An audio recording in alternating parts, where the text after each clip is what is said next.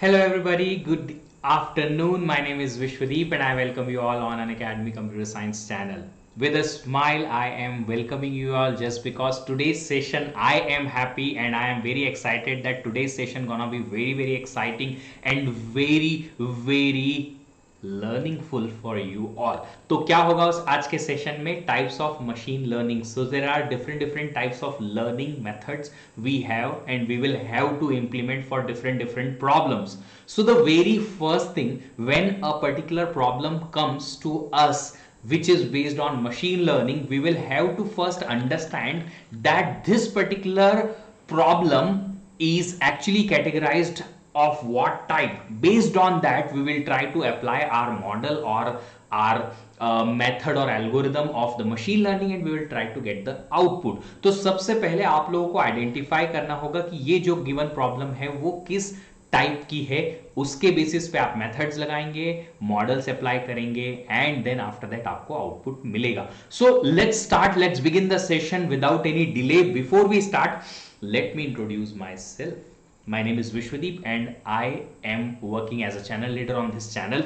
I have qualified GATE exam multiple times in computer science. Ranks are 19, 119, 440, 682, few more ranks. Masters experience and the courses I am going to take on this particular channel. Of course, ML and data science तो I am taking. C language, OS, computer organization, data structure, coding interview problems, all these I used to take on this particular channel. अगर आप लोग को सीखना है तो Unacademy is India's largest learning platform currently. आप जाके लर्निंग करिए वहां से.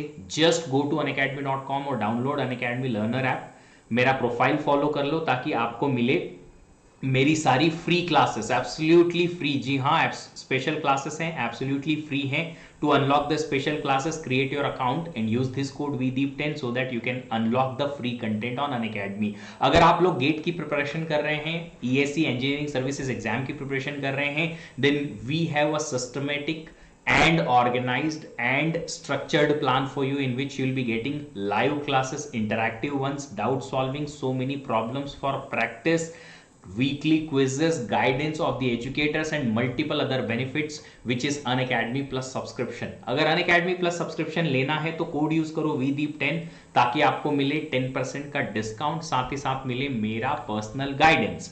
If you want a personal coach who can help you in your personalized and customized preparation for your GATE, you should go for Iconic subscription which has facility of all facility of Unacademy plus. Extra feature इसमें मिलेगा personal coach का जो आपको preparation strategy और planning बना के देंगे, extra booster session देंगे ताकि आपका रिवीजन और नॉलेज ज्यादा अच्छा हो पाए, पर्सनलाइज टेस्ट एनालिसिस करके देंगे और आपको एक्स्ट्रा प्रैक्टिस सेट्स और मटेरियल भी मिलेगा. आपका परफॉर्मेंस ट्रैक होगा और सही तरीके से इंप्रूव करने के लिए अच्छे प्लान्स बनाए जाएंगे बाय अ पर्सनल कोच. ये आइकॉनिक सब्सक्रिप्शन अवेलेबल है सिर्फ 12 मंथ्स 24 मंथ्स के सब्सक्रिप्शन में and again if you use the code VDEEP10 आपको मिलेगा 10% का डिस्काउंट और मेरा पर्सनल गाइडेंस ऑफ कोर्स. एक नया बैच स्टार्ट हुआ है 21st ऑफ अप्रैल से. If you want to join these educators which are actually who are top educators of country, आपको उसमें पढ़ाएंगे. चलिए तो स्टार्ट करेंगे. Before we start, just let me know you guys are ready for learning or not. जल्दी से मुझे बता दीजिए you guys are ready for learning. If you guys are ready for learning, then let's begin the session. बड़ा मजा आएगा आप लोगों को आज. काफी कुछ अच्छा सीखने को मिलेगा एंड काफी अच्छे एग्जाम्पल्स भी मिलेंगे. So I will ask at the end few questions also so that I can understand you understood something or not in the session. चलिए तो जल्दी से बता दें. रेडी हैं सब लोग? ओके फाइन, ठीक है. तो ये रहा आज का पहला चीज, टाइप्स ऑफ मशीन लर्निंग. अब ये मशीन लर्निंग एग्जैक्टली है क्या? मशीन लर्निंग मैंने कल आपको बताया क्या होता है. There are 3 types of machine learning on the broader way. First is supervised learning, second is unsupervised learning, next one is reinforcement learning. I have written some statements down side but उनका meaning अभी आपको समझ में नहीं आएगा. पहले एक काम करते हैं, छोटे से एग्जाम्पल से शुरुआत करते हैं और let's start with this supervised learning. Let's start with this. एक एक करके तीनों को देखेंगे and let's try to understand what these 3 types of learnings are fine. तो चलिए पहले देखते हैं सुपरवाइज्ड लर्निंग। सुपरवाइज्ड लर्निंग की डेफिनेशन है, ये देखिए, supervised learning is the machine learning task of learning a function that maps an input to an output based on example input output pairs. समझ में आया? सर कुछ ही समझ में नहीं आया। सुनिए, मैंने आपको सुपरविजन के थ्रू एक ट्रेनिंग दे रखी है कि if this is the case this is the output, this is, if this is the case what is the output. तो आपके पास ऑलरेडी ट्रेनिंग है कि अगर इनपुट में ये आया तो आउटपुट में ये आएगा। ठीक है, इनपुट में ये आया तो आउटपुट ये मिलेगा, इनपुट ये आया तो आउटपुट ये मिलेगा। अब आपको देखना है कि इनपुट अगर ये आया तो आउटपुट क्या आएगा, उसे बोलेंगे सुपरवाइज्ड लर्निंग। मतलब आपको आउटपुट पता है, बस आपको करेक्ट आउटपुट में मैप करना है कि जितने आउटपुट पॉसिबल हैं उनमें से कौन सा आउटपुट इस पर्टिकुलर इनपुट के लिए आएगा। That is supervised learning. एक सिंपल सा एग्जांपल दूं, एक छोटे से बच्चे को जब स्कूल में पहली बार सिखाया जाता है कुछ, उसे बोलते हैं सुपरवाइज्ड लर्निंग, क्योंकि उन्हें जितने इनपुट या क्वेश्चंस क्लासरूम में कराए जाते हैं उनके आउटपुट दिए जाते हैं, उनको समझाए जाते हैं कि अगर ये क्वेश्चन है इसका आंसर ये लिखना है, ये क्वेश्चन है तो इसका आंसर ये लिखना है। जब उनके एग्जाम लिए जाते हैं तो एग्जाम में भी क्वेश्चन हमेशा देखा हुआ ही आता है। जब छोटे बच्चों के एग्जाम्स होते हैं उनको देखा दिखाया क्वेश्चन आता है यस, तो जो क्वेश्चन उनको दिया गया है उसका आंसर उन्हें पता होता है कि इन सारे में से ही एक आंसर मुझे लिखना है, कौन सा वो बता दिया जाता है। That is supervised learning. Supervised learning मतलब कि आपको आउटपुट क्या होते हैं सारे पता है, उनमें से एक आउटपुट देना है। और थोड़ा क्लियर होगा जब हम सुपरवाइज्ड लर्निंग को थोड़ा और मैथमेटिकली समझने की कोशिश करेंगे। देखो, supervised learning is where you have input variable x and an output variable y and you use an algorithm to learn the mapping function from input to output। अब आपके पास इनपुट दे रखे हैं, आउटपुट भी गिवन है, आपने एक ऐसा function तैयार किया जिससे इनपुट से आउटपुट मिलने का लर्निंग मिल जाए। जैसे कि एक छोटा सा एग्जांपल बताता हूं। सपोज मैंने दिया कि अगर x की वैल्यू है 2 तो y की वैल्यू आ रही है मेरे पास 4, x की वैल्यू अगर है 3 तो y की वैल्यू आ रही है 5, x की वैल्यू अगर 4 तो ये आ रहा है 6, ये है 5 तो ये है 7। क्या हम ऐसा लिख सकते हैं y is equal to f of x which is equal to x plus 2। तो अगर मैंने आपको क्वेश्चन में पूछा कि अगर x की वैल्यू बताओ 102 है तो व्हाट शुड बी y की वैल्यू क्या आएगी? आपको क्या दिया गया था? ये this was given to you. आपने क्या किया? इसको ऑब्जर्व करके लर्निंग की और लर्निंग के थ्रू इस मैपिंग फंक्शन को सीखा। और जब ये मैपिंग फंक्शन सीख गए तो आपको अगर कोई भी x की वैल्यू एज इनपुट दिया गया तो क्या आप y निकाल सकते हो? जी हां, निकाल सकते हैं। तो हमने क्या किया? एक इनपुट वेरिएबल x था, आउटपुट वेरिएबल y था, दोनों गिवन थे। जी हां, आपने लर्निंग की, आपकी एल्गोरिदम को सिखाया, ये वाला फंक्शन उस एल्गोरिदम ने निकाला। और अब आपका जो गोल है वो क्या है? To approximate the mapping function. इस मैपिंग फंक्शन को इतना अप्रोक्सीमेट कर दिया जाए कि जब भी कोई नया वैल्यू x का आए तो आप y वेरिएबल की वैल्यू प्रिडिक्ट कर सके सही तरीके से। बट ये y की वैल्यू जो भी होगी वो आपको पता रहेगी कि इनमें से ही कुछ होने वाला है, राइट? इसे बोलते हैं सुपरवाइज्ड लर्निंग। और एग्जाम्पल के थ्रू देखेंगे, रुकिए, और एग्जाम्पल के थ्रू देखेंगे। इस सुपरवाइज्ड लर्निंग में दो टाइप की लर्निंग होती है, एक होती है क्लासिफिकेशन, दूसरा होता है रिग्रेशन। अब ये दोनों अलग अलग क्या हैं और किस तरीके से इनके आउटपुट या किस तरीके से सुपरवाइज्ड लर्निंग में आएंगे और इनमें क्या किस टाइप की लर्निंग होती है, एक एक करके देखेंगे। आप लोग अगर रेडी हैं तो स्टार्ट करें, आगे चलें। अभी तक का क्लियर है सब लोगों को? सुपरवाइज्ड लर्निंग समझ में आई? सुपरवाइज्ड लर्निंग समझ में आई आप लोगों को? अगर समझ में आया तो यस नो बोलते जाएं। Let's begin the next thing which is classification and regression. एक एक करके देखेंगे। सबसे पहले क्लासिफिकेशन और रिग्रेशन में डिफरेंस क्या है? Classification works on a discrete valued function and regression works on continuous valued function. अब बोलोगे सर मैथमेटिक्स में कुछ ज्यादा चले गए। हम आज मैथमेटिक्स बिल्कुल डिस्कस नहीं करेंगे। This is just the basic thing, this is just the basic thing.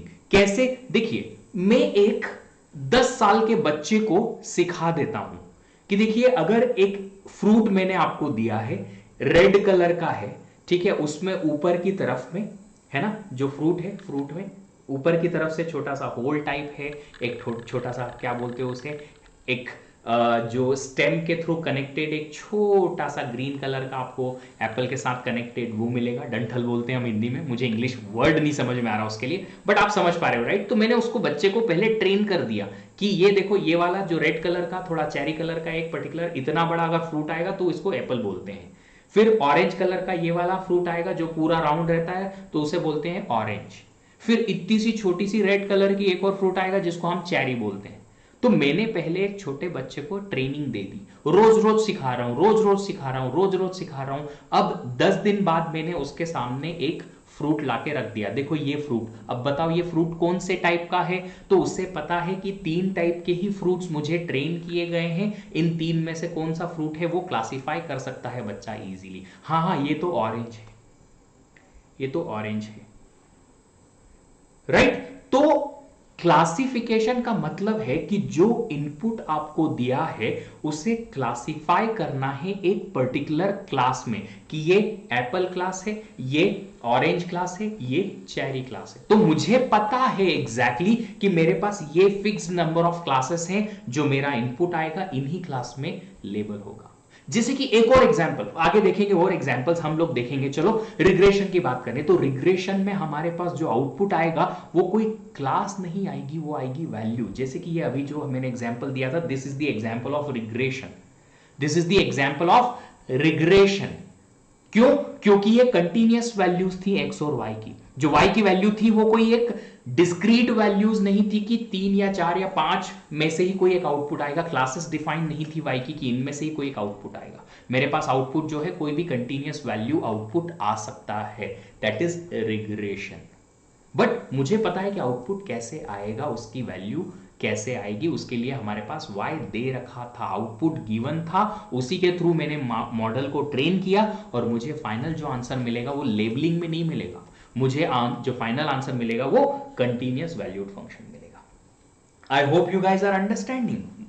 मैं होप कर रहा हूं कि आपको समझ में आ रहा है। बोलो बोलो बोलो बोलो, समझ में आ रहा है? Understanding that much. चलिए तो अब क्लासिफिकेशन को और थोड़ा डिटेल में समझते हैं। A predictive modelling problem where a class label is predicted for a given example of input data. Class label means हमें सिर्फ ये बताना है कि ये इनपुट किस क्लास को बिलोंग करता है।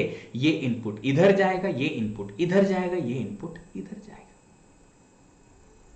Understanding that is the classification problem.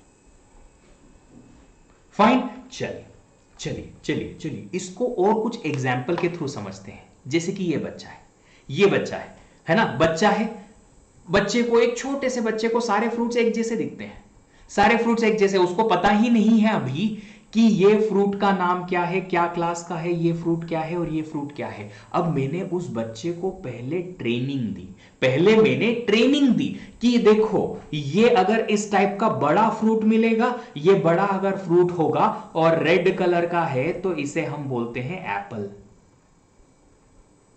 अगर कैरेक्टरिस्टिक्स है, बड़ा फ्रूट है, ऑरेंज कलर का है तो ये होगा ऑरेंज।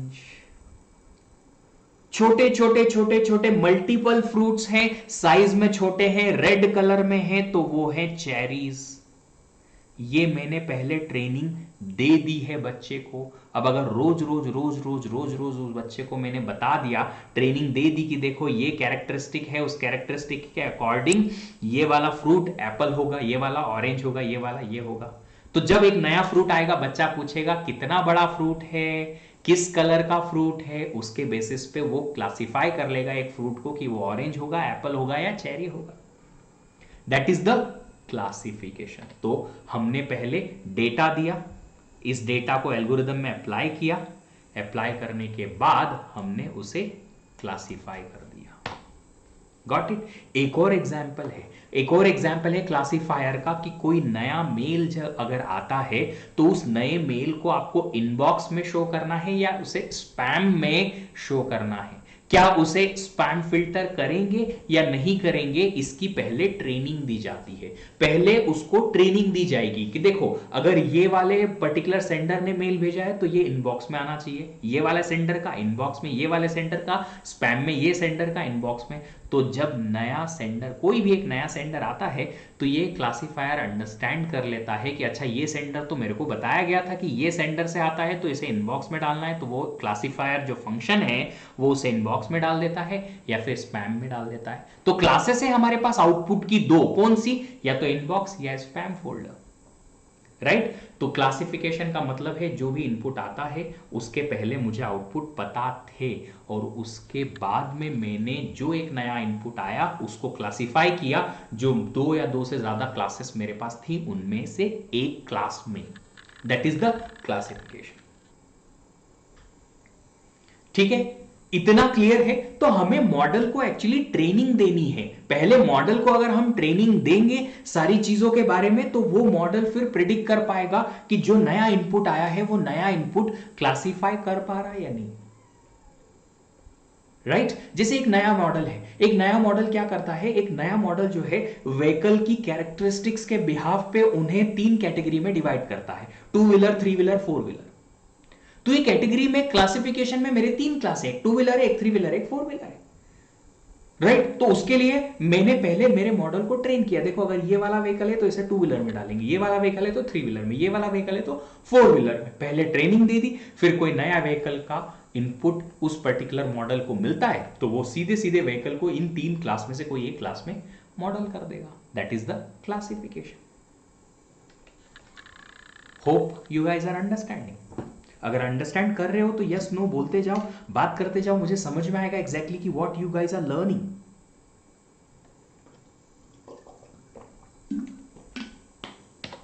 चलिए, अब ये क्लासिफिकेशन जो है चार टाइप का होता है, ठीक है। ये क्लासिफिकेशन चार टाइप का है। एक बाइनरी क्लासिफिकेशन, बाइनरी क्लासिफिकेशन का मतलब आपके पास सिर्फ दो ही क्लासेस है, दो ही क्लासेस है, जीरो या वन। जैसे कि एक पर्टिकुलर स्पैम नॉट स्पैम का मैंने एग्जांपल दिया, this is the binary classification answer. Binary classification का क्लासिक एग्जांपल है, कोई एक ईमेल आता है, उसे स्पैम करना है कि नहीं करना है ये डिसाइड करना। तो क्लासेस आपके पास दो ही है, ठीक है। जैसे आप लोगों ने एक पर्टिकुलर कस्टमर के हिस्ट्री को देखा कि इस टाइप के कस्टमर ये प्रोडक्ट बाय करेंगे, इस टाइप के कस्टमर ये प्रोडक्ट बाय नहीं करेंगे, परचेस नहीं करेंगे। तो अगर कोई नया कस्टमर आता है और उसकी कैरेक्टरिस्टिक्स आप गैदर करते हो और आप उस पर्टिकुलर कैरेक्टरिस्टिक्स के अकॉर्डिंग उसे क्लासिफाई करते हो कि this customer will buy your product और नॉट, तो क्लासिफिकेशन क्या हो गया, will buy, will not buy. ये बाइनरी क्लासिफिकेशन का एक सिंपल एग्जांपल हो गया, राइट। अब बात करेंगे multi class classification. Multi class classification का मतलब है कि एक पर्टिकुलर आंसर के लिए या एक पर्टिकुलर इनपुट के लिए आपके पास मल्टीपल क्लासेस आ सकती हैं, मल्टीपल क्लासेस आ सकती हैं, मल्टीपल क्लासेस आ सकती हैं, जी हां। जैसे कि फ्रूट रिकॉग्निशन मैंने बताया, फ्रूट रिकॉग्निशन में मैंने बताया, अब यहां तो मैंने 3 फ्रूट दिए, अगर हमारी ट्रेनिंग 20 डिफरेंट फ्रूट्स की है तो मेरा जो आंसर है वो मल्टी क्लास क्लासिफिकेशन में 20 में से एक फ्रूट को आराम से क्लासिफाई कर लेगा, किसी एक गिवन इनपुट फ्रूट को, राइट। फ्रूट रिकॉग्निशन है या फेस क्लासिफिकेशन है कि ये फेस किस टाइप का है, राउंड है, लंबा है, ज्यादा चौड़ा है, different different types of face can be there, right. But multi class classification और बाइनरी क्लासिफिकेशन में डिफरेंस इतना ही है कि यहां पे सिर्फ आपके पास 2 क्लासेस है और यहां पे कितनी क्लासेस है, मल्टीपल क्लासेस है।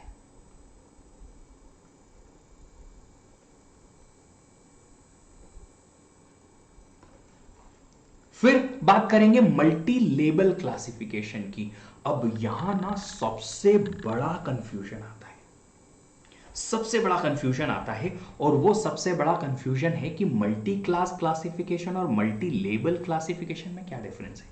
मल्टी क्लास क्लासिफिकेशन मींस एक इनपुट को आपने एक क्लास पे क्लासिफाई कर दिया, मल्टी लेबल क्लासिफिकेशन का मतलब है कि एक इनपुट को आपने लेबलिंग कर दी कि ये इनपुट इस लेबल को है, राइट। अब देखिए एक सिंपल सी बात करता हूं, जैसे मैंने आपको बहुत सारे इनपुट दिए कि एक पर्सन जो है वो उसके कैरेक्टरिस्टिक्स को लेके और उसके ईटिंग हैबिट्स को लेके ढेर सारे इनपुट दे दिए, और उन इनपुट को लेके आपके पास 4 क्लासेस आपने बनाई। कितनी? 4 क्लासेस। 4 क्लासेस क्या है?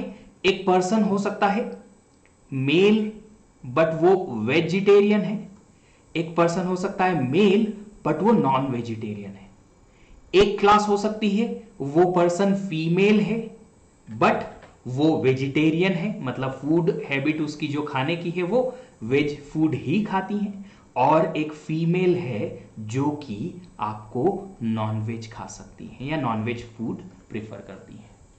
ये 4 क्लासेस हैं। 4 क्लासेस हैं। कोई भी पर्सन आया तो इन 4 में से कोई एक क्लास को वो बिलोंग करेगा।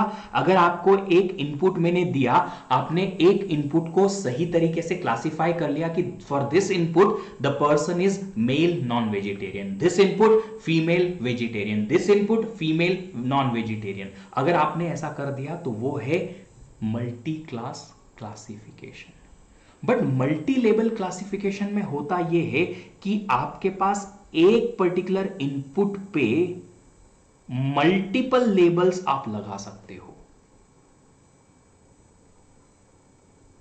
मल्टीपल लेबल्स लगा सकते हो। मतलब कि अगर एक इनपुट मल्टी क्लास क्लासिफिकेशन में आया तो that particular multi class classification person और दैट मल्टी क्लास क्लासिफिकेशन में एक इनपुट को सिर्फ एक ही क्लास में रखेंगे हम, म्यूचुअली एक्सक्लूसिवली एक ही क्लास को वो बिलोंग करेगा। बट मल्टी लेबल क्लासिफिकेशन में एक इनपुट को आप मल्टीपल लेबल्स दे सकते हो, मल्टीपल लेबल्स एक ही इनपुट को दे सकते हो। जैसे एक इनपुट आया तो एक इनपुट मेल लेबल भी हो सकता है, मेल फीमेल में से कोई एक लेबलिंग उसकी कर दी, एक इनपुट को आपने वेज नॉन वेज में से एक लेबलिंग कर दी। तो लेबलिंग जो है वो लेबल 2 ही है आपके पास, या तो मेल फीमेल का लेबल आएगा या फिर वेज नॉन वेज का लेबल आएगा। तो एक इनपुट को आप मल्टीपल लेबल्स दे सकते हो। एक particular input in fact multiple labels को बिलोंग भी कर सकता है। जैसे कि एक डॉक्यूमेंट क्लासिफिकेशन का बहुत गजब का एग्जाम्पल आपके इंफॉर्मेशन रिट्रीवल देख लो, या फिर आप वेब जो आपके वेब सर्वर्स होते हैं वहां पे देख लो, वहां होता है। एक्चुअली होता क्या है, जैसे किसी वेबसाइट ने एक आर्टिकल या एक पर्टिकुलर डॉक्यूमेंट पब्लिश किया, एक आर्टिकल आया, बहुत लेटेस्ट वाला आर्टिकल। अब उस आर्टिकल की इंफॉर्मेशन गूगल के सर्वर को होनी चाहिए। क्यों? क्योंकि कोई भी अगर यूजर उस आर्टिकल से रिलेटेड कीवर्ड्स टाइप करके एंटर करेगा तो गूगल को उसको शो करना पड़ेगा। तो गूगल को क्या करना है, इस नए आर्टिकल को अपने डॉक्यूमेंटेशन में स्टोर करके रखना है। बट उस डॉक्यूमेंटेशन में गूगल क्या करता है, उसे क्लासिफाई करता है कि ये डॉक्यूमेंट है किस साइज का, ये आर्टिकल है किस बेसिस पे। क्या ये इसमें, अच्छा विराट कोहली का नाम है, मतलब क्या ये क्रिकेट से रिलेटेड है? अच्छा इसमें अनुष्का शर्मा का नाम है, मतलब क्या ये बॉलीवुड से रिलेटेड है? क्या ये पर्सनल हेल्थ या फिटनेस से रिलेटेड है? किस चीज से रिलेटेड ये डॉक्यूमेंट है, उस पर्टिकुलर क्लासिफिकेशन को उसको करना पड़ेगा। बट हो सकता है एक डॉक्यूमेंट में मल्टीपल लेबल्स आ जाए कि document is related to cricket also, document is related to personal mental health also, क्योंकि उसमें जो आर्टिकल में डिटेल्स दे रखी है वो मेंटल हेल्थ से रिलेटेड भी दे रखी है।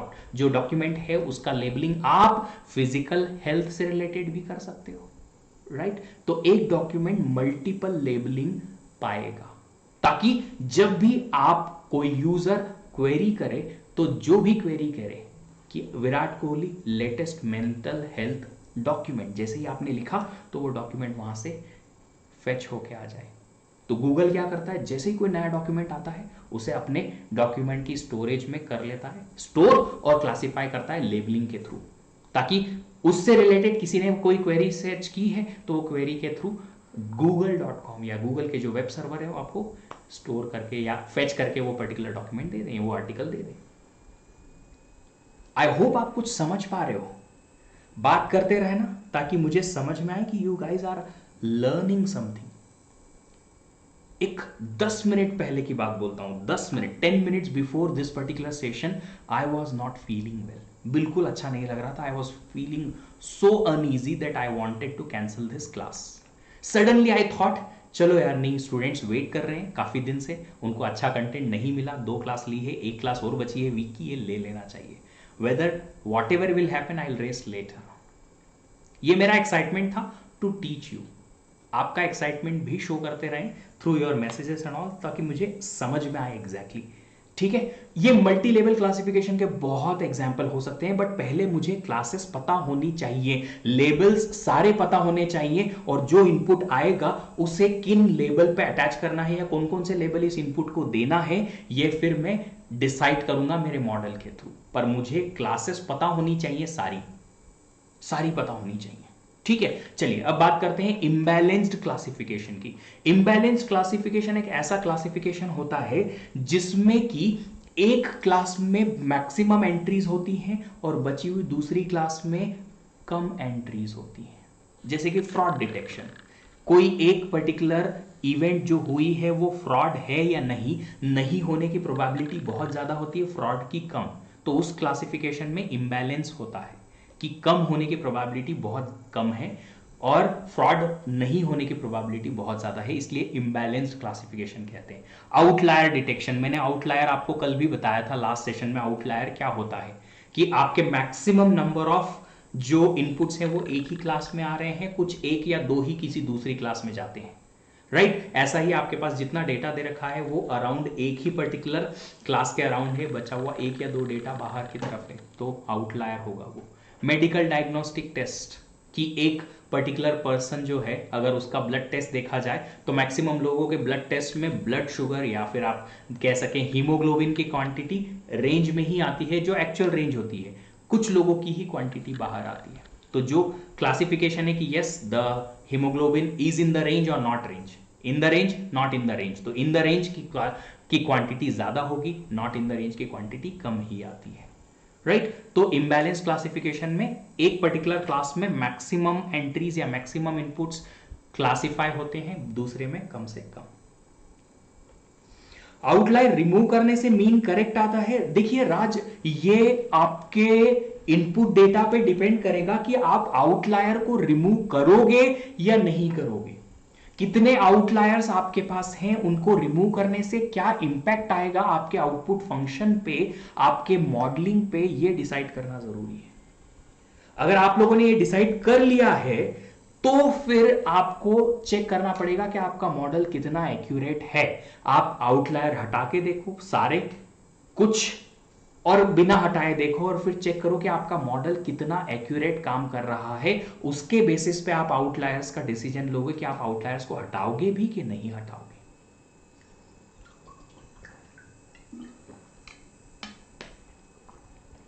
ठीक है, चलिए अब बात करते हैं रिग्रेशन की। तो क्लासिफिकेशन में तो हमारे पास क्लासेस होती हैं, उन क्लासेस में हम इनपुट को क्लास कर देते हैं, अच्छा तुम ये टाइप के, तुम ये टाइप के, तुम ये टाइप के। रिग्रेशन में हमारे पास में आती है रियल वैल्यूज या फिर कंटिन्यूअस वैल्यूज, जिन्हें हम आउटपुट फंक्शन के थ्रू प्रिडिक्ट करने की कोशिश करते हैं। वैल्यूज लाइक वेट या सैलरी या समथिंग।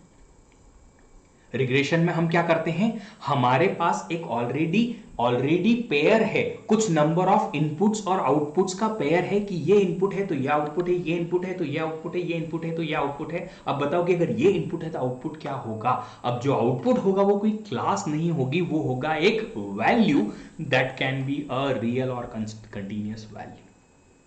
तो हम वेट को या फिर सैलरी को प्रिडिक्ट कर सकते हैं। एक एग्जाम्पल देखो मैं लेके आया हूं। सपोज एक मार्केटिंग कंपनी है ए, जिसने क्या किया, अलग अलग ईयर में एडवर्टीजमेंट्स पे कुछ खर्चा किया, और उस खर्चे से उसे पता चला कि इतना खर्चा करने पे कितना उसे बेनिफिट मिला। सपोज कंपनी ने एक साल 900 रुपीज, ठीक है, ये 1000 में मान लो या लाख में मान लो, जो भी 900 रुपीज का उसने एडवर्टीजमेंट पे खर्चा किया तो उसे 10,000 रुपीज का सेल्स हुआ उस साल में। 1200 खर्चा किया तो 1300 का सेल हुआ। अगर 1500 का एडवर्टीजमेंट में उसने खर्चा किया तो 18,000 हुआ। 1000 रुपीज किया तो 12,000 हुआ। 1300 किया तो 13,700 हुआ। अगर आप 2000 रुपीज का वो चाहती है कंपनी एक पर्टिकुलर एडवर्टीजमेंट करना, तो उसका सेल कितना हो सकता है ये प्रिडिक्ट करो, ये प्रिडिक्ट करना है, ये प्रिडिक्ट करना है। तो ये क्या होगा, एक वैल्यू होगी, जी हां। क्या ये किसी क्लास को बिलोंग करेगी, नहीं, एक वैल्यू होगी, ये प्रिडिक्ट। पर प्रिडिक्ट करने के लिए आप देख सकते हो मेरे पास पुराने आउटपुट हैं, कुछ इनपुट से आउटपुट का जो एक पर्टिकुलर कनेक्शन दे रखा था वो है मेरे पास, जी हां है वो मेरे पास। अगर वो मेरे पास है तो उसके बेसिस पे मैं मॉडलिंग करूंगा, और मॉडलिंग जो मैं करूंगा मैथमेटिकली, उस मॉडलिंग के बेसिस पे आई विल प्रिडिक्ट कि कितना हमारे पास सेल्स आएगा इस साल में।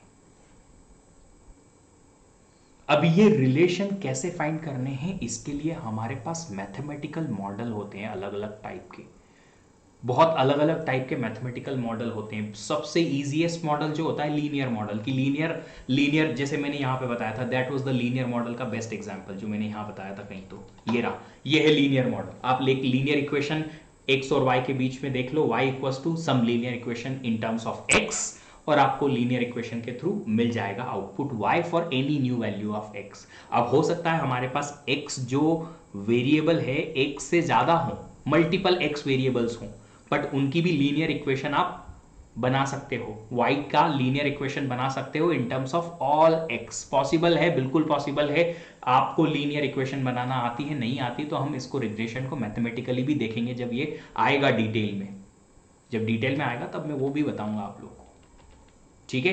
तो जब आएगा तब बताऊंगा कि ये लीनियर इक्वेशन आप कैसे मैनेज करोगे, कैसे बनाओगे। फिर आपके पास मल्टीपल टाइप के रिग्रेशन आते हैं, लासो एंड रिज एंड बहुत अलग अलग टाइप के रिग्रेशंस हैं, वो सब हम एक एक एक करके देखेंगे। मैथमेटिकल रिप्रेजेंटेशन भी देखेंगे उनका, फिर उनका इंप्लीमेंटेशन भी देखेंगे कि उन्हें रिग्रेशंस को एक्चुअली कैसे इंप्लीमेंट किया जाएगा किसी एक पर्टिकुलर एग्जाम्पल के थ्रू, सब कुछ देखेंगे, ठीक है। चलिए आगे बढ़ते हैं। तो रिग्रेशन का मतलब समझ में आया, क्लासिफिकेशन और रिग्रेशन में डिफरेंस समझ में आया तुमको, है ना, ठीक है। कुछ और एग्जांपल यहां पे दे सकते हो कि मार्केट के ट्रेंड को डिटरमाइन करना, कि एक पर्टिकुलर कंपनी, जो अभी तक मैंने यहां पे बताया था कि एक कंपनी ने इतना इतना मनी स्पेंड किया तो उसको इतना प्रॉफिट हुआ, अगर इतना इतना मनी स्पेंड करेगा एडवर्टीजमेंट्स में या उसके प्रोडक्ट की क्वालिटी को इंप्रूव करने में या मैन पावर बढ़ाने में, तो उसे कितना प्रॉफिट मिल सकता है। ये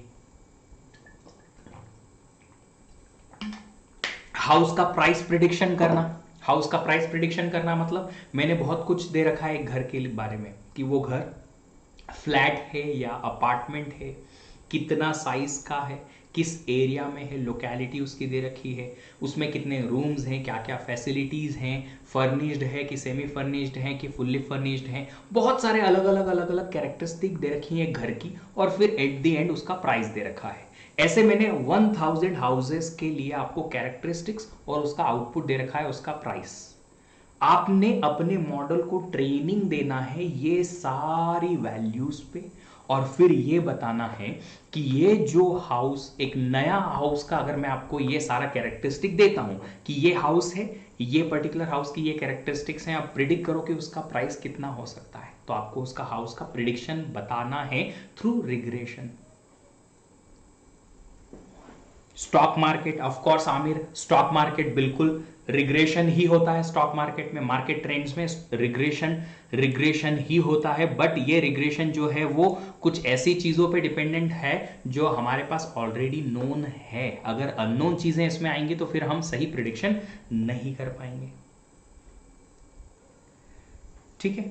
चलिए, तो डिपेंड करता है एग्जैक्टली कि हमारे पास इनपुट क्या है। अगर आप कुछ भी प्रिडिक्ट करना चाहते हो और अगर आपके पास सारे इनपुट अवेलेबल हैं और आपने अपने मॉडल को ट्रेन कर दिया है उन इनपुट्स पे, तो ऑफ कोर्स आपका जो आउटपुट है वो सही प्रिडिक्ट होगा, अगर आपके मॉडल ने सही तरीके से ट्रेनिंग ली है तो। अगर आपने इनपुट सही नहीं दिए हैं और आउटपुट आप प्रिडिक्ट करने की कोशिश करोगे करेक्टली, तो ऑफ कोर्स वो मॉडल सही तरीके से ट्रेन नहीं होगा, और ट्रेन नहीं होगा तो सही आंसर नहीं दे पाएगा, ठीक है।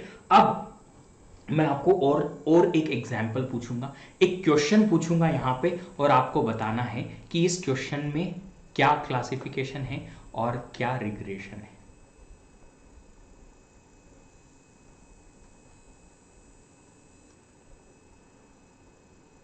I have given you weather forecasting of last 500 days. आपको मैंने पिछले 500 डेज की वेदर फोरकास्टिंग दे रखी है.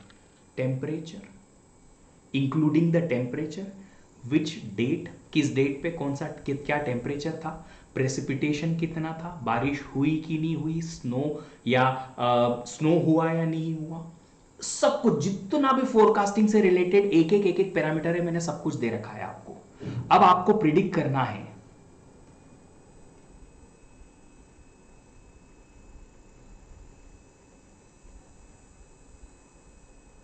based on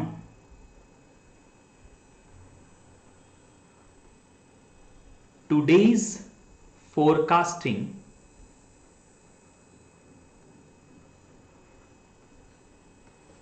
कि आज के दिन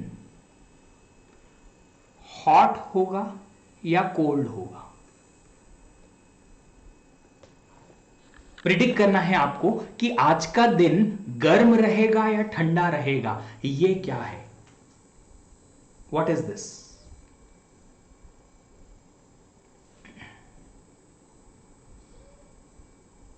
तरुण, आपको जब भी बुक्स की जरूरत पड़ेगी मैं आपको डेफिनेटली बुक्स के बारे में बताऊंगा. अभी जरूरत नहीं है तो इसलिए मैं नहीं बता रहा हूं. बुक्स जब भी जरूरत लगेगी, जिस भी टॉपिक की लगेगी, मैं बराबर बताऊंगा, बराबर बताऊंगा. तो ये है क्लासिफिकेशन. ये है क्लासिफिकेशन. किस टाइप का? Binary classification. आपको क्लासिफाई करना है डे को based on the given input कि वो हॉट है या कोल्ड है. Binary classification.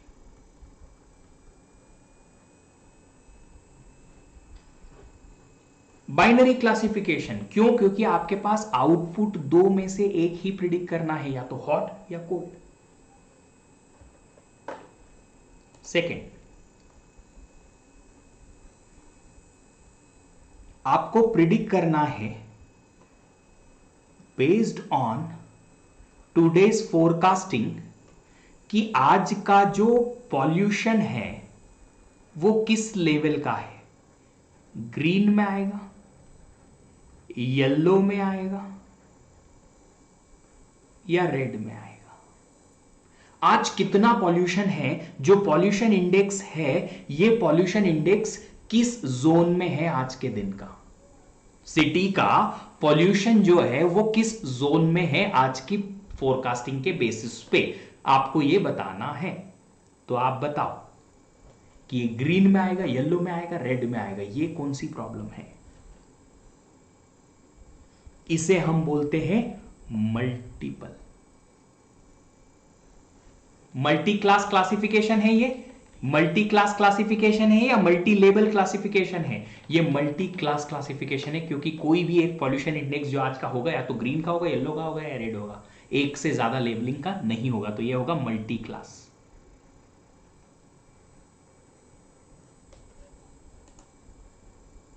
Multi class classification. अब अगर आपको बेस्ड ऑन टुडेज फोरकास्टिंग आपको पता करना है आज का टेम्परेचर, कि आज टेम्परेचर क्या होगा इस पर्टिकुलर टाइम ड्यूरेशन में, तो ये क्या होगा? अगर आपको टेम्परेचर प्रिडिक्ट करना है तो ये क्या होगा?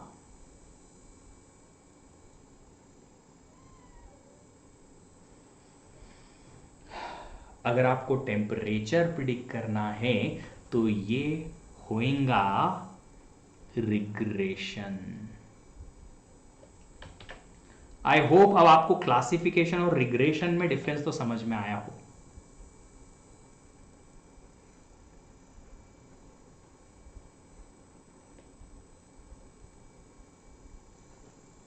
मशीन लर्निंग का पूरा कोर्स खत्म हो जाता है, लोगों को क्लासिफिकेशन रिग्रेशन में डिफरेंस समझ में नहीं आता है. आई होप मैं आपको समझाने के काबिल हुआ और आप समझने के काबिल हो पाए. अगर इतना है तो मुझे मजा आ जाएगा. बढ़े आगे. Should we go? Should we go? देखिए मल्टी लेवल क्लासिफिकेशन आमिर ऐसा नहीं है कि सिर्फ दो ही लेवल में से एक लेबल लगाना है, मल्टीपल लेवल में से कोई भी लेबल लग सकते हैं और एक पर्टिकुलर डॉक्यूमेंट पे या एक पर्टिकुलर इनपुट पे मल्टीपल टाइप्स के लेबल में से कोई एक लेबल लग सकता है। कि अगर देखा जाए तो किस टॉपिक पे कोई डॉक्यूमेंट है तो वो पॉलिटिक्स टाइप का भी हो सकता है, वो फिटनेस टाइप का भी हो सकता है, मेंटल हेल्थ का भी हो सकता है, स्पोर्ट्स टाइप का भी हो सकता है। तो मल्टीपल लेवल में से कोई एक लेवल उस पर्टिकुलर डॉक्यूमेंट पे लग सकता है, इसलिए मल्टी लेवल को हम बाइनरी में नहीं डिवाइड कर पाएंगे। चलिए बहुत बढ़िया, अगर क्लियर है तो अच्छी बात है, आगे बढ़ेंगे। Let's go next and unsupervised learning की बात करते हैं। अनसुपरवाइज लर्निंग में हम आउटपुट नहीं देते हैं। सुपरवाइज लर्निंग में मैंने दिया इनपुट, ठीक है, आउटपुट, बहुत अच्छी बात है। और अब आपको नए इनपुट को प्रिडिक्ट करना था कि क्या आउटपुट आएगा नए इनपुट का। अब इस अनसुपरवाइज लर्निंग में मैंने टोटल आप पे छोड़ दिया, ये रहा इनपुट, आपको जो करना है कर लो, बता दो इसको, जैसा पैटर्न ढूंढना है वैसा पैटर्न देख लो, आपको अपनी मर्जी से कुछ करना है। डोंट वरी, इतना होपलेस नहीं है ये अनसुपरवाइज लर्निंग की सर हम क्या करेंगे इसका, हमको तो कुछ पता ही नहीं है इसका, ऐसा नहीं होगा। इसमें आप धीरे धीरे करके पैटर्न ढूंढने लगोगे और उस पैटर्न के थ्रू आप कहीं ना कहीं आउटपुट निकाल लोगे कि हाँ ये इस टाइप के पैटर्न का आउटपुट है।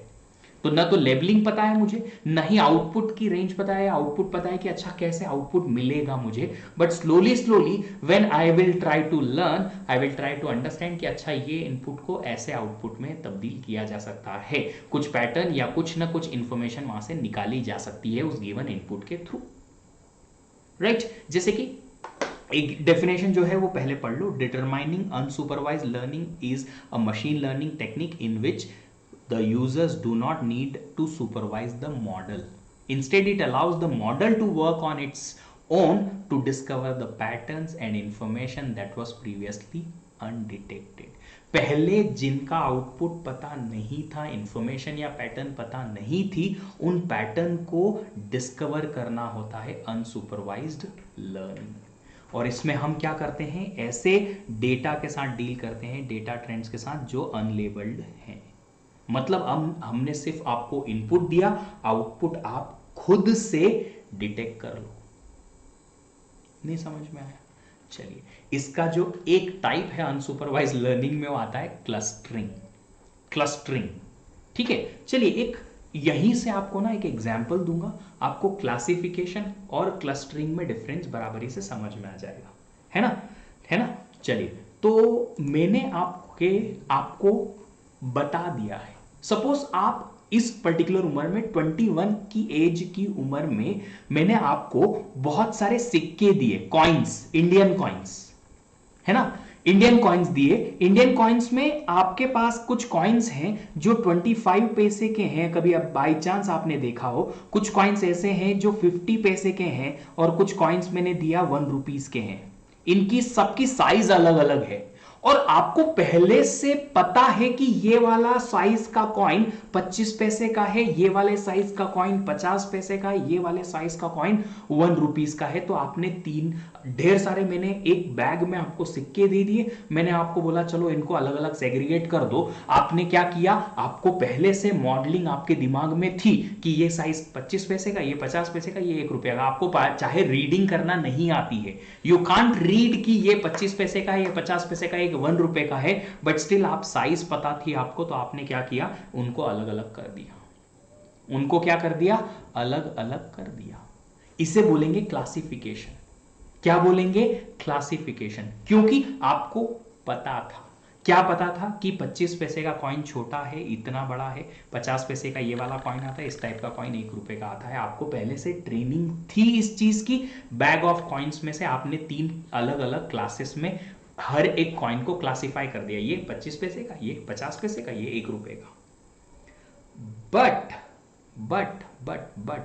बट क्लस्टरिंग में मॉडल को पता नहीं है कि ये कॉइन 25 पैसे का कॉइन होता है, इसकी क्लास डिफाइंड नहीं है। ये कॉइन 50 पैसे का, ये कॉइन 1 रुपए का, ये डिसाइडेड नहीं है। एक बच्चा 4 साल का जिसने कभी पैसा देखा ही नहीं, लेट्स से 5 ईयर्स 6 ईयर्स का एक छोटा सा किड है जिसने कभी पैसे देखे ही नहीं, कॉइन्स देखे ही नहीं, मैंने उसको एक बैग थमा दिया और उसको बोला कि चल इनको सबको अलग अलग करना है, जितने पैटर्न ढूंढ सके ढूंढ ले। तो पहले तो उसने बड़े बड़े छोटे छोटे अलग कर लिए, फिर उसने देखा कि इन छोटों में भी दो छोटे अलग अलग साइज के हैं, तो एक छोटा अलग एक दूसरा छोटा अलग, ऐसे तीन ढेर बना दिए। बोला देखो ये अलग साइज के हैं, ये एक टाइप के दिख रहे हैं, ये एक टाइप के दिख रहे हैं, ये एक टाइप के दिख रहे हैं, मुझे नहीं पता कि ये तीन टाइप कौन से हैं, बस मैंने सेग्रीगेट कर दिए। वो बच्चा ऐसा बोलता है आपको, क्या बोलोगे? उसे बोलेंगे क्लस्टरिंग। क्यों? क्योंकि मुझे आउटपुट डेटा पता नहीं था कि आउटपुट क्या आएगा। उस बच्चे को नहीं पता था कि आउटपुट क्या आएगा, उसे नहीं पता था कि ये 25 पैसे का कॉइन है कि ये 50 पैसे का है या 1 रुपए का है। उस बच्चे ने सिर्फ क्या किया, उस बच्चे ने साइज के हिसाब से जो जो उसको लगा कि ये छोटा है, ये मोटा है, ये पतला है, ये बड़ा है, उसके अकॉर्डिंग उसने 2 या 3 जितने भी क्लस्टर या जितने ढेर बनाने थे कॉइन्स के बना दिए। That is the clustering.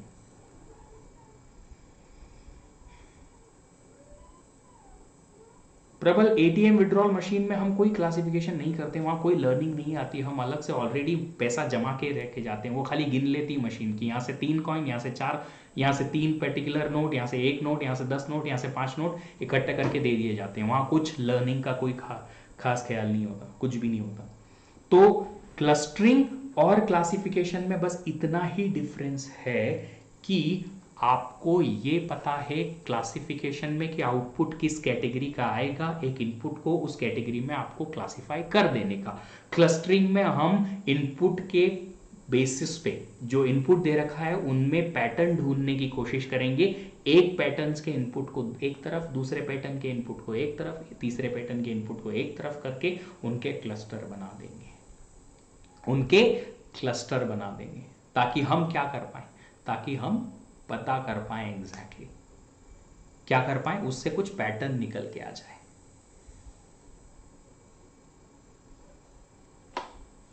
तो क्लस्टरिंग क्या है? A way of grouping the data points into different clusters. Data point is nothing but मैंने जो कॉइन्स दिए थे आपको उनको 3 अलग अलग क्लस्टर में डिवाइड कर लिया, उनके consisting of similar data points. उनमें कुछ सिमिलैरिटी देख के उस बच्चे ने 3 अलग अलग कलेक्शन बना दिए, उन्हें 3 क्लस्टर बोलेंगे।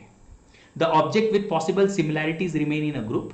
एक जैसी जिनमें सिमिलैरिटी रहेगी उनको एक ग्रुप में, सिमिलैरिटी नहीं है तो उनको अनदर ग्रुप में हम रख देंगे। ठीक है? Is that fine? Is that fine?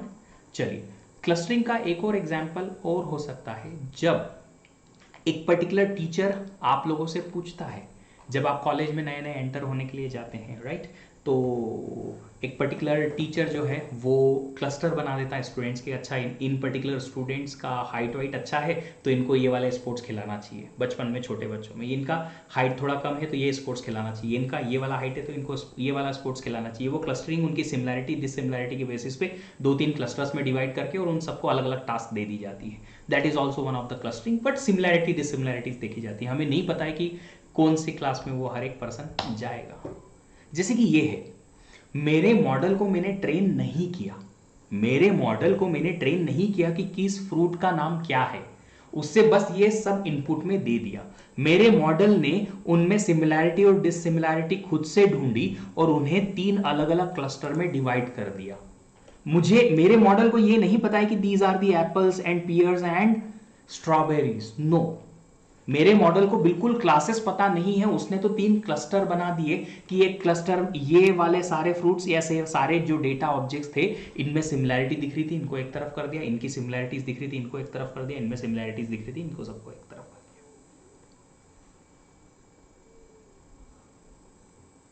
Yes Tarun, let me finish the lecture, then after that I'll tell you what exactly you'll have to select. ठीक है? तो क्लासेस पता नहीं है, बस सिमिलैरिटी डिससिमिलैरिटी के बेसिस पे हमने क्लस्टर्स बना दिए। That is the clustering, pattern ढूंढने की कोशिश कर रहे हैं। ठीक है? जैसे कि अलग अलग जो हमारे पास ऑडियंस आता है ना, कोई भी ऑडियंस आई या कोई पर्टिकुलर कस्टमर्स की डिटेल आई, तो उन कस्टमर की डिटेल को हमने अलग अलग क्लस्टर्स में डिवाइड कर लिया और ये पर्सन ढूंढेगा कि कौन से क्लस्टर ऑफ मेंबर्स को मैं कॉल करूं या सेल करने की कोशिश करूं अपना पर्टिकुलर प्रोडक्ट, ताकि वो मेरी टारगेट ऑडियंस बन पाए और वो मेरा प्रोडक्ट खरीद भी पाए। तो ऐसे क्लस्टर्स में हमने डिवाइड कर दिया, उस क्लस्टर के लोगों को टारगेट किया, तो उस क्लस्टर के लोगों को टारगेट करने से ये पर्सन जो है इसका टारगेट अचीव हो गया, क्योंकि जो सेल था वो हो गया। तो किस टाइप के क्लस्टर के लोग जो है सेल लेंगे या नहीं लेंगे, इसकी डिसीजन लेके और हम क्लस्टरिंग कर सकते हैं आगे। अब अलग अलग टाइप की क्लस्टरिंग होती है, ये हम तब सीखेंगे एक्चुअली जब हम एक्चुअली क्लस्टरिंग करने जाएंगे। पार्टीशनिंग क्लस्टरिंग होती है, डेंसिटी बेस्ड होता है, डिस्ट्रीब्यूशन मॉडल बेस्ड होता है, हायरार्किकल होता है, फजी क्लस्टरिंग होती है। हम नहीं सीखेंगे अभी क्योंकि थोड़ा और आपको नॉलेज चाहिए, एक थोड़ा बेस चाहिए इन सबको समझने के लिए। इन सब के लिए आपको थोड़ी और छोटी छोटी चीज़ें हैं जो एक्सप्लेन करना पड़ेंगी। Once you will understand those, इन्हें समझना आसान हो जाएगा, इसलिए मैं इनको अभी यहाँ एक्सप्लेन नहीं कर रहा। ठीक है, फिर अब सुपरवाइज अनसुपरवाइज का मैंने जो एग्जांपल दिया आपको, सुपरवाइज में मैंने बताया दो चीजें, क्लासिफिकेशन, रिग्रेशन। अनसुपरवाइज में मैंने बताया क्लस्टरिंग। तो सुपरवाइज में मैंने बताया कि आपको इनपुट दे रखा है और करेक्ट आउटपुट भी दे रखा है, बहुत सारे इनपुट्स के लिए। कुछ इनपुट के लिए आपको प्रिडिक्ट करना है फिर कि ये करेक्ट आउटपुट क्या होना चाहिए, that is supervised learning. Unsupervised में मैंने सिर्फ इनपुट दिया, आउटपुट कुछ ही नहीं दिया, बट हाँ होप थी कि हम आउटपुट पैटर्न कहीं से भी निकाल लेंगे, क्लस्टरिंग करके निकाल लिया हमने। ठीक है, फिर अब एक और आता है तीसरा चीज, रीइंफोर्समेंट लर्निंग। ये रीइंफोर्समेंट लर्निंग क्या होती है? Reinforcement learning is your day to day learning capability, जो आप सीखते हैं इस रियल वर्ल्ड में रह के। इसमें आपको कुछ इनपुट है, दे रखे हैं इनपुट, ऑफ कोर्स वो तो हमेशा गिवन होंगे, कुछ आउटपुट भी दे रखे हैं और आपको ये ग्रेड करना है कि ये आउटपुट किस ग्रेडिंग का है। जो आउटपुट मिला है इसे ग्रेडिंग करनी है, मतलब आपको पता करना है कि ये आउटपुट से हमें रिवॉर्ड मिलेगा या नेगेटिव रिवॉर्ड मिलेगा।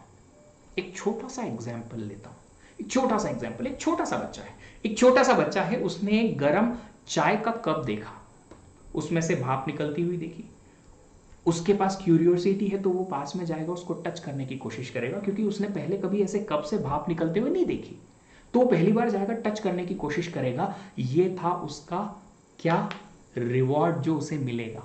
टच करने की कोशिश करेगा, हाँ गर्म लगा, तो उसे रिवॉर्ड मिला नेगेटिव टाइप का रिवॉर्ड। नेगेटिव टाइप का रिवॉर्ड मिला तो उसने अपने आप को लर्न करवाया कि अगर ऐसा सीन बनता है तो टच नहीं करने का। ये एक्सपीरियंस है उसका, हाँ ये एक्सपीरियंस है, उसे लर्निंग मिली, उसने फीडबैक दिया अपने आप को।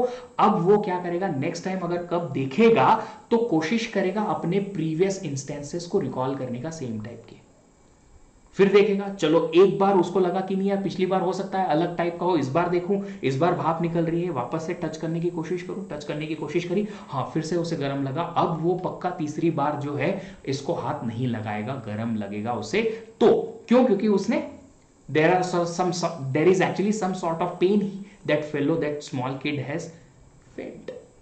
तो ये रीइंफोर्समेंट लर्निंग में एक्चुअली होता क्या है, आपका मॉडल जो है जो ग्रेड करने की कोशिश करेगा, कुछ एक्शन लेगा, इस एक्शन का उसे मिलेगा रिवॉर्ड। रिवॉर्ड पॉजिटिव भी हो सकता है, रिवॉर्ड नेगेटिव भी हो सकता है। इस रिवॉर्ड को वापस as a feedback, as an experience वो लेगा और फिर नया एक्शन प्लान बनाएगा, नया एक्शन प्लान बनाएगा। अब नया एक्शन प्लान बनाया तो वो नया एक्शन प्लान जो है वो उसके बेसिस पे उसको पता चलेगा कि रिवॉर्ड क्या है, फिर धीरे धीरे करके वो अपने आप को और ज्यादा लर्निंग करवाएगा। एक और एग्जांपल दूं, अगर आपके पास कोई पेट है, लेट्स से आपके पास एक कैट है, कैट है यहां बैठी हुई है, आप बहुत दूर यहां सोफे पे बैठे हुए हो, आप चाहते हो कि कैट कुछ एक्शन करे, ठीक है, तो उसको क्या करोगे, आप रिवॉर्ड के लिए ललचाओगे। आप एक काम करोगे, एक फिश आपने हाथ में ली और उसको बोलोगे ये दिखाओगे, ये लगा जाओ। वो कैट को समझ में आएगा वो क्या कुछ करेगी। अगर कैट ने कुछ एक पर्टिकुलर एक्शन की, दौड़ के आई, रन करके आई या कुछ भी एक्शन किया, तो आपने उसको रिवॉर्ड में ये फिश दे दी, तो वो कैट याद रखेगी नेक्स्ट टाइम, वो कैट याद रखेगी कि ये एक्शन से मुझे फूड मिलेगा, तो वो अब लालच में आके और सेम एक्शन बार बार करने की कोशिश करेगी, तो उसे पता चलेगा चलो एक और फिश मिलेगी। तो ये उसकी रीइंफोर्समेंट लर्निंग थी। क्यों? क्योंकि आपने उसे रिवॉर्ड दिया और उस रिवॉर्ड को उसने अपने एक्शन प्लान में इंप्लीमेंट करके और आगे के आने वाले एक्शन उसी के बेसिस पे किए। ऐसे नेगेटिव एक्शंस भी मिल सकते हैं, कुछ ऐसी हरकत की उसने जिससे उसे हो सकता है कोई नेगेटिव एक्शंस फील करने को मिले, तो वो फिर नेक्स्ट टाइम ध्यान रखेगी, वो वैसा काम नहीं करेगी। That is reinforcement learning. Reinforcement learning, तो रीइंफोर्समेंट लर्निंग में जो आपका एजेंट होता है, जो आपका एक्शन एजेंट होता है, वो एक्शन लेता है, एक्शन लेता है, एक्शन से उसे मिलता है रिवॉर्ड। अब उस रिवॉर्ड को वापस से अपने इनपुट में लेके और वो और एक्शन लेगा ताकि और रिवॉर्ड मिले, और वो धीरे धीरे करके ट्रेन होते जाएगा। जैसे एक और एग्जांपल बताता हूं इस चीज का, बड़ा सिंपल सा बड़ा इंटरेस्टिंग सा एग्जांपल है, I don't know where I have heard about it, कि आपको मैंने एक ऐसे लोनली आइलैंड पे जाके और छोड़ दिया। अरे मान लो बहुत सारी मूवीज में ऐसा होता है ना, कहो ना प्यार है मूवी देखी होगी आपने, उसमें भी ऐसा होता है, एक कपल जो है वो लोनली आइलैंड पे रुक जाता है। अब आप तो वहां अकेले ही हो, कोई है ही नहीं। अब आपको धीरे धीरे करके देखना पड़ेगा कि how you will find your food, how what you will eat, what you will not eat, कहाँ आप रहोगे ताकि आप सेफ रह पाओ, लोगों की नज़र में आ पाओ, जंगली अगर जानवर वहाँ पे हैं या कुछ भी ऐसा आपके पास खतरा है तो उसे कैसे टाल पाओ। ये सारी चीज़ें धीरे धीरे करके लर्निंग करोगे। हो सकता है आप ऐसी जगह पे सो गए जहाँ पे सांप वाप निकल के आ गए, रात में देखा अरे सांप थे, तो अगली बार उस पर्टिकुलर जगह पे आप नहीं सोओगे। क्यों? क्योंकि आपको नेगेटिव रिवॉर्ड मिला, आपने लर्निंग की, लर्निंग के बाद वापस नेक्स्ट टाइम आपने जो भी एक्शन लिया वो एक्शन उस लर्निंग को मद्देनजर रखते हुए लिया।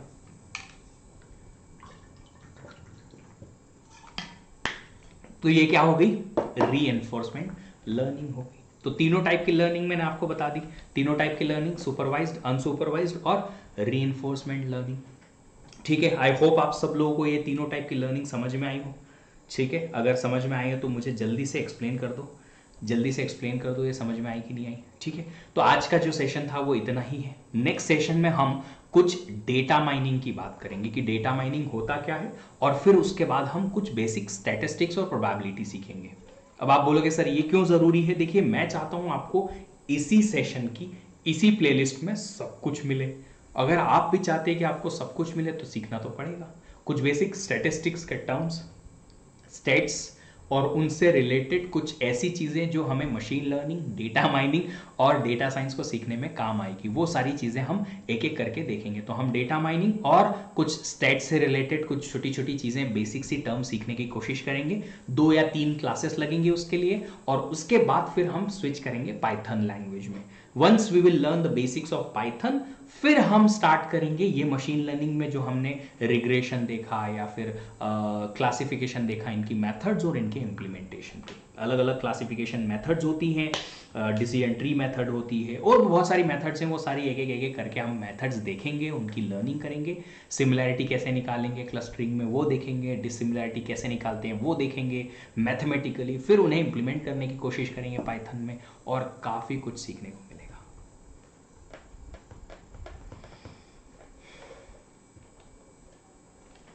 चलिए कुछ क्वेश्चंस में ले रहा हूं। Should I pursue a career in data science after completing diploma while doing end to end project and good knowledge? Ramik Mukherjee, किसी भी डेटा साइंस इंजीनियर के लिए सबसे इंपॉर्टेंट चीज होती है उसका डोमेन नॉलेज।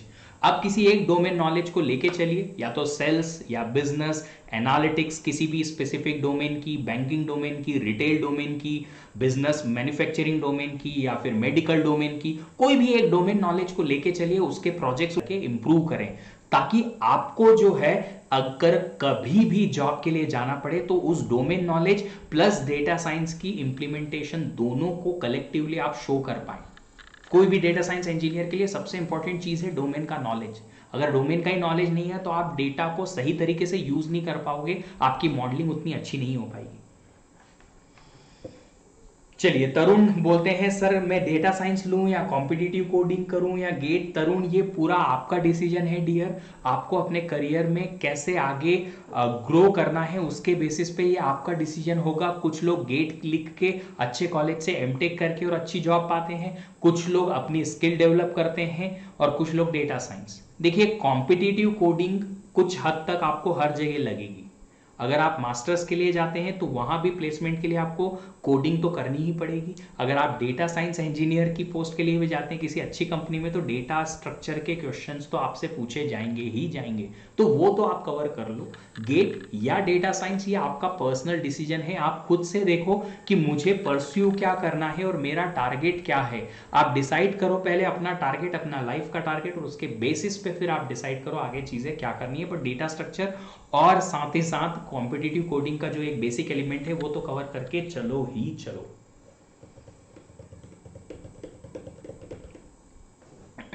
ठीक है, चलिए